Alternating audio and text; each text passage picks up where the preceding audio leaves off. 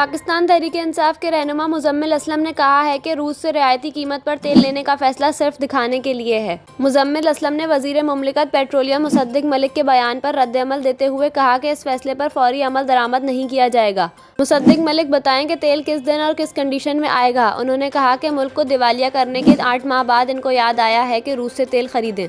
ख्याल रहे कि गुज़िश्ता रोज़ प्रेस कॉन्फ्रेंस करते हुए वज़ीर मुमलिकत पेट्रोलियम मुसद्दिक मलिक ने कहा था कि रूस पाकिस्तान को रियायती नरखों पर खाम तेल फराहम करेगा, पेट्रोल और डीजल भी कम कीमत पर देगा। वज़ीर मुमलिकत पेट्रोलियम ने प्रेस कॉन्फ्रेंस में आवाम को मुबारकबाद देते हुए कहा था कि रूस का दौरा कामयाब रहा और हमारी उम्मीदों से ज़्यादा कामयाब रहा।